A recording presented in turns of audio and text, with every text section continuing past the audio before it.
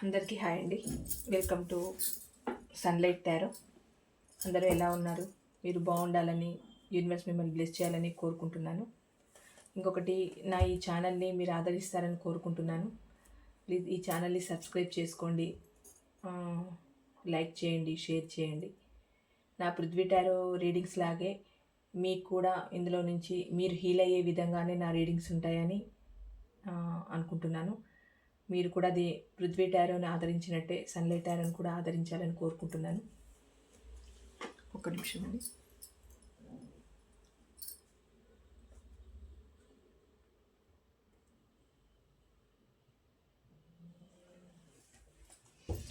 ఈరోజు టాపిక్ వచ్చి, ఈ అమావాస్య రోజున మీ పర్సన్లో ఎలాంటి మార్పులు రాబోతున్నాయి, అంటే తన ఎనర్జీస్ ఎలా ఉన్నాయి, మీ గురించి ఏమనుకుంటున్నారు, ఎలాంటి మార్పులు వస్తున్నాయి మీ విషయంలో కానీ తన కెరియర్కి సంబంధించి కానీ అన్నిట్లలో ఎలాంటి మార్పులు రాబోతున్నాయి ఈ అమావాస్య రోజున మీ పర్సన్లో అన్న దానిపైన ఈరోజు రీడింగ్ తీయాలనుకుంటున్నానండి. ప్లీజ్ యూనివర్స్ చెప్పండి, ఈ అమావాస్య రోజున మా వ్యూవర్స్ యొక్క పర్సన్స్ ఎనర్జీస్ ఎలా ఉన్నాయి, తనలో ఆ పర్సన్లో వచ్చే మార్పులు ఏంటి. ఒక నిమిషం అండి.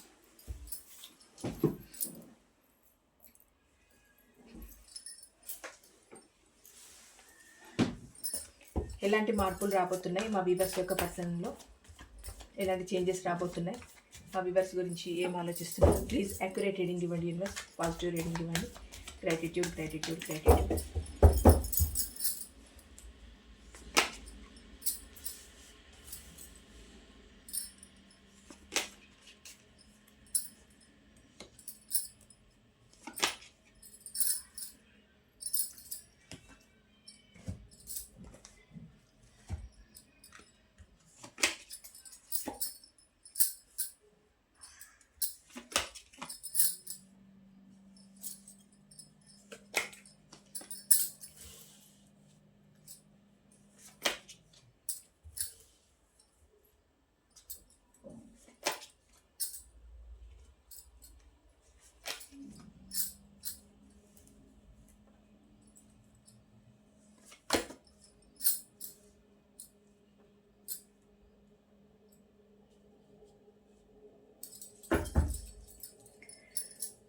Bottom of the deck, a chariot, ace of pentacle, queen of cups,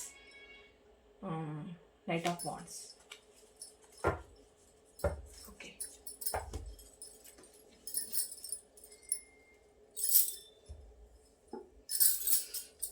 ఈ అమావాస్య రోజున మీ పర్సన్లో ఎలాంటి మార్పులు రాబోతున్నాయంటే, మీ పర్సన్కి ఒక కొత్త న్యూ ఆపర్చునిటీ రాబోతుందండి ఈ అమావాస్య రోజున.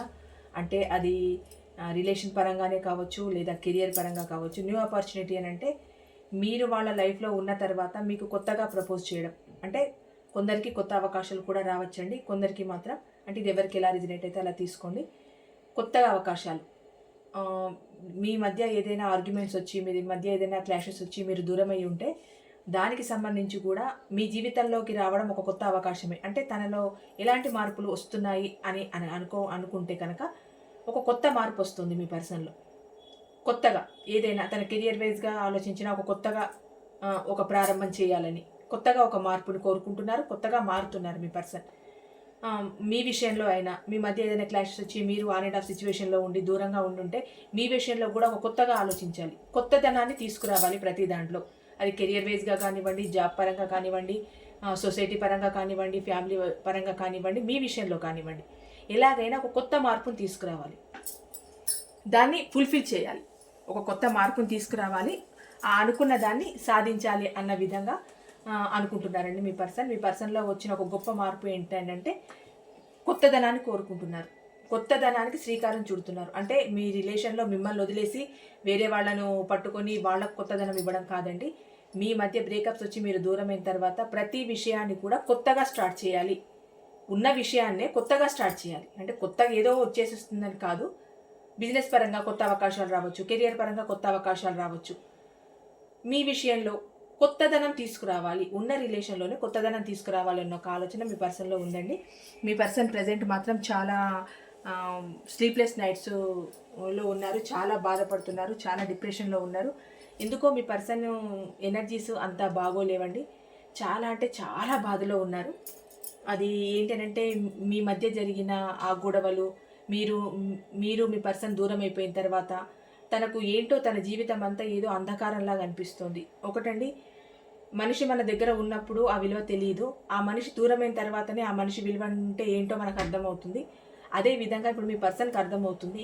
ఎందుకు ఒక కొత్త మార్పుని కోరుకుంటున్నారు మీ పర్సన్ అని అంటే, మీరు ఉన్నప్పుడు వాళ్ళ జీవితం వేరు, మీరు లేనప్పుడు వాళ్ళ జీవితం వేరు.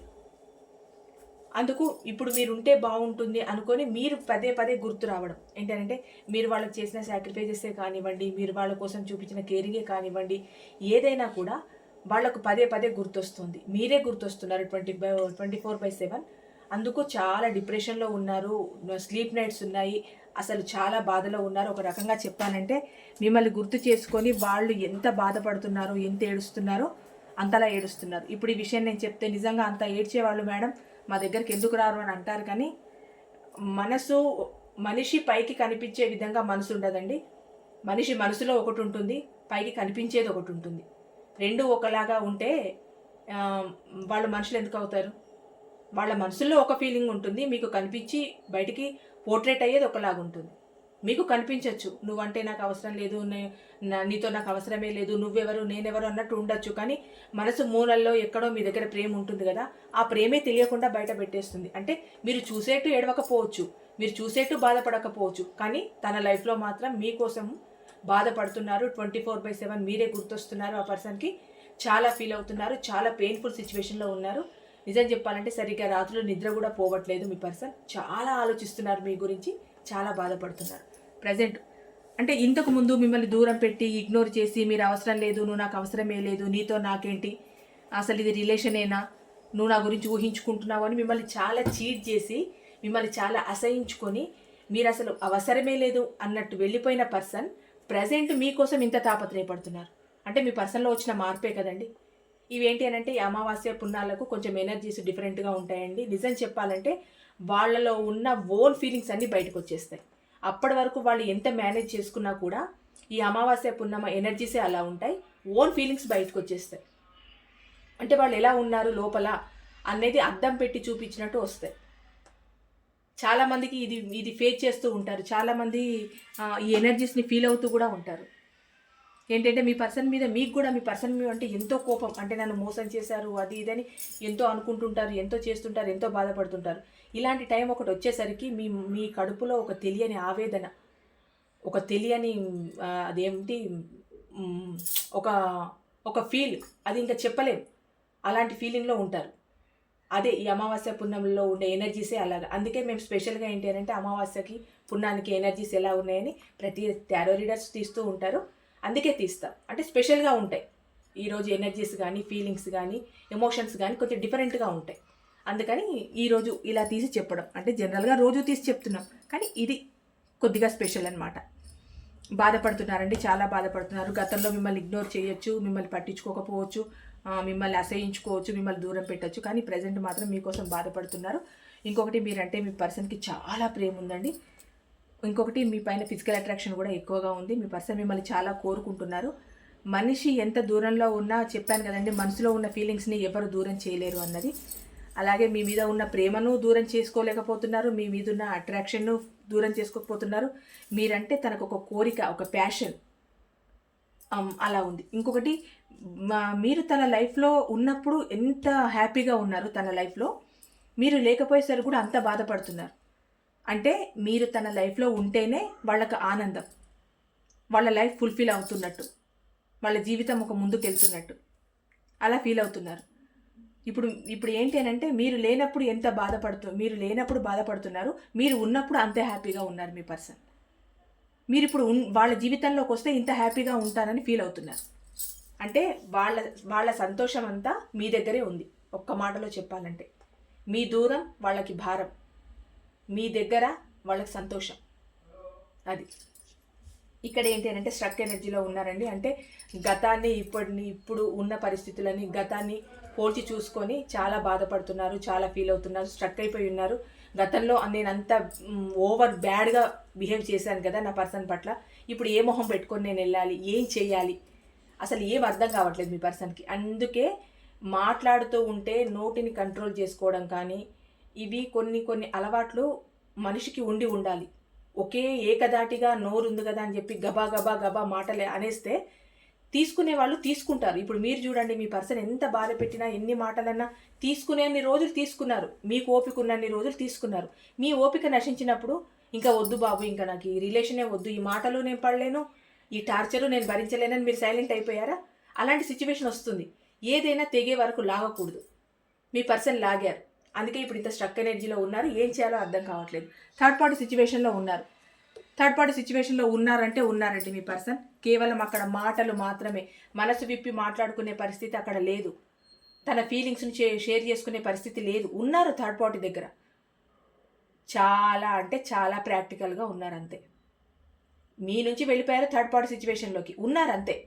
కానీ అక్కడ మనసు విప్పి మాట లేదు, ఒక ఫీలింగ్ షేర్ చేసుకోవడము లేదు, ఆ ప్రేమను వ్యక్తపరిచే విధానము లేదు. వాళ్ళ మనసులో అంతా మీరే ఉన్నారు. ఉన్న తర్వాత మరి థర్డ్ పార్టీ దగ్గరికి ఎందుకు వెళ్ళిపోయారని అంటే ఒక్కొక్కరికి ఒక్కొక్క కారణం అండి. ఎన్నో రకాల కారణాల వల్ల థర్డ్ పార్టీ దగ్గరికి వెళ్ళిపోవచ్చు. కొందరికి డబ్బు మీద వ్యామోహమే కావచ్చు, కొందరికి ఇట్లా మనుషుల్ని మార్చడం అలవాటే ఉండొచ్చు, కొందరికి తప్పని సిచ్యువేషన్లో కావచ్చు, కొందరికి లైఫ్ పార్ట్నర్ రూపంలో రావచ్చు. ఒక్కొక్కరికి ఒక్కొక్కటండి కారణం. ఎవరెవరికి ఎలా వస్తాయో చెప్పలేం కదా. అలా వెళ్ళిపోయారు. వెళ్ళిపోయినా కూడా వాళ్ళ మనసంతా మీ దగ్గరే ఉంది, మీతో ఉండాలనే ఉంది, వాళ్ళ మనసులో మీరే ఉన్నారు. కాకపోతే థర్డ్ పార్టీ దగ్గర ఊరికే ఉన్నారు అంతే. ఒక షో కేసులో బొమ్మలాగా ఉన్నారండి థర్డ్ పార్టీ దగ్గర మీ పర్సన్. ఇక్కడ ఏంటంటే మీ దగ్గరికి రావాలనుకుంటున్నారండి, చాలా ఫాస్ట్గా మీ దగ్గరికి రావాలనుకుంటున్నారు. మీ పర్సన్కి మాత్రం మీ దగ్గర రావాలన్న కోరిక చాలా ఉందండి. ప్రజెంట్ తనలో వచ్చిన మార్పులో ఇవన్నీ గ్రేటెస్ట్ మార్పులు. ఎందుకంటే బాధపడడం, మీ మీద ప్రేమ ఉండడం, మీరు ఉంటేనే బాగుంటుంది అనుకోవడం, థర్డ్ పార్టీ దగ్గర అంత యాక్టివ్గా ఉండకపోవడం, మీరు మీ దగ్గరికి రావాలనుకోవడం, ఇవన్నీ మంచి సైన్స్. నిజంగానే పాజిటివ్గానే ఉంది రీడింగ్ మాత్రం.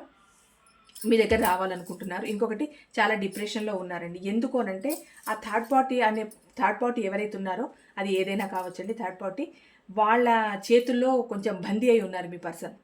ఒక రకంగా ఏదో బ్లాక్ మ్యాజిక్ చేస్తే వాళ్ళ చుట్టే తిరుగుతారు అంటారు కదా. ఇవన్నీ ఉంటాయా అని నాకు తెలియదు, కానీ అంటూ ఉంటారు కదా, ఏదో చేస్తే చుట్టూ తిరుగుతూ ఉంటారు అన్నట్టు. అలాంటి సిచ్యువేషన్ని ఫేస్ చేస్తున్నారు మీ పర్సన్.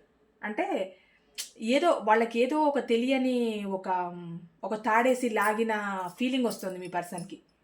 ఇష్టం లేకున్నా వాళ్ళ దగ్గరికి వెళ్తున్నారు, ఇష్టం లేకున్నా వాళ్ళతో ఉంటున్నారు, ఇష్టం లేకున్నా వాళ్ళతో మాట్లాడుతున్నారు. అలాంటి సిచ్యువేషన్లో చాలా డిప్రెషన్లో ఉన్నారు. ఎందుకంటే మనసులో మీరున్నారు, మొహం ముందర వాళ్ళు ఉన్నారు. మనసులో ఉన్న మిమ్మల్ని పక్కకు పెట్టడానికి లేదు, మొహం ముందర ఉన్న వాళ్ళని డీల్ చేయడానికి ధైర్యం లేదు. అలాంటి సిచ్యువేషన్ని ఫేస్ చేస్తున్నారు మీ పర్సన్. చాలా డిప్రెషన్లో ఉన్నారు, చాలా ఆలోచిస్తున్నారు, చాలా బాధపడుతున్నారని. యాక్చువల్ చెప్పాలంటే టారో కార్డులో ఈ 2 కార్డులు వచ్చాయనంటే ఇంతకు మించిన బాధే ఉండదు అసలు. చాలా బాధపడుతున్నారు, చాలా పెయిన్ఫుల్ సిచ్యువేషన్లో ఉన్నారు యాక్చువల్ చెప్పాలంటే. ఇంకొకటి, మీరు తనని ఏమైనా క్వశ్చన్ చేస్తారేమో అని కూడా కొంచెం భయపడుతున్నారండి. అంటే ఇంత గ్యాప్ తర్వాత, ఇన్ని రోజుల తర్వాత ఇలాంటి ఒక మార్పు నాలో వచ్చింది, నన్ను యాక్సెప్ట్ చేయనంటే మీరు ఎలా మాట్లాడతారు, మీరేమనుకుంటారు, మీరు డైరెక్ట్గా మాట్లాడగలుగుతారో లేదో. మీతో డైరెక్ట్ కమ్యూనికేషన్ చేయాలని ఉంది మీ పర్సన్కి, కానీ మీరేం క్వశ్చన్ చేస్తారో, మీరు ఎలా తీసుకుంటారో, మీరేమైనా కోపంగా మాట్లాడతారో, రూడ్గా మాట్లాడతారో, మీరు ఎలా రిసీవ్ చేసుకుంటారో. అంటే తను బాధ పెట్టిందంతా పెట్టారు, కాకపోతే మీరు ఎలా తీసుకుంటారో అన్న దగ్గర స్ట్రక్ అయిపోయారు. అందుకే ఈ స్ట్రక్ ఎనర్జీ. ఇంకోటి, హీల్ అవుతున్నారండి. ఈ ప్రాబ్లమ్స్ అన్నింటిలో మెల్లిగా హీల్ అవుతున్నారు. ఏం చేసినా దేవుడి దయ, నా మనసులో ఉన్న పర్సన్ నాతో ఉన్నారు, వెళ్తే బాగుండు, ఈ థర్డ్ పార్టీ అనే సిచ్యువేషన్ నుంచి నేను బయటపడితే బాగుండు అని హీల్ అవుతూ ఉన్నారు. అంటే భారం మొత్తం దేవుడు మీరు వేశారనమాట మీ పర్సన్. ఇక్కడ ఏంటి అని అంటే మీ దగ్గరికి మాత్రం చాలా ఫాస్ట్గా రావాలనుకుంటున్నారండి, ఫ్యాషనేట్గా రావాలనుకుంటున్నారు. ఇంకొకటి, తన మనసులో ఉన్న ప్రేమని మీ బయట పెట్టలేకపోతున్నారు. ఇప్పుడు మీ మీద ఉన్న ప్రేమని బయట పెట్టలేకపోతున్నారు. ఎందుకు అనంటే రీజన్ థర్డ్ పార్టీ.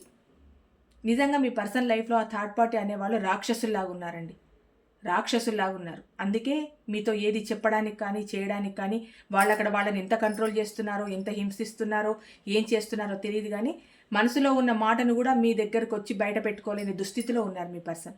తన ప్రేమను కూడా బయట పెట్టుకోలేకపోతున్నారు. కొత్త అవకాశం కోసం మాత్రం ఎదురు చూస్తున్నారండి మీ పర్సన్. అంటే మీ దగ్గరికి రావాలి, మీతో ఉండాలి, మీతో మాట్లాడాలి, గతంలాగే మీతో హ్యాపీగా ఉండాలి, ఆనందాన్ని పంచుకోవాలి, మీరు వాళ్ళ జీవితంలో ఉంటేనే బాగుంటుందన్న ఒక ఆలోచన మీ పర్సన్లో ఉందండి. ఈ అమావాస్య రోజున మీ పర్సన్ ఫీలింగ్స్ మాత్రం చాలా అంటే చాలా బాగున్నాయి. అన్నీ మీకు పాజిటివ్గానే ఉన్నాయి. మీ దగ్గరికి రావాలి, మీతో ఉండాలి, న్యూ బిగినింగ్ చెయ్యాలి అని చాలా ఆలోచిస్తున్నారు. ఇంకోటి ఏంటంటే మిమ్మల్ని చాలా అంటే చాలా మిస్ అవుతున్నారండి మీ పర్సన్. మిమ్మల్ని మిస్ అవుతున్న ఫీల్ మీ పర్సన్లో చాలా ఉంది. దానివల్లే డిప్రెషన్లోకి వెళ్ళిపోతున్నారు. చాలా గుర్తు చేసుకుంటున్నారు. మిమ్మల్ని మాత్రం 24/7 గుర్తు చేసుకుంటూనే ఉన్నారండి.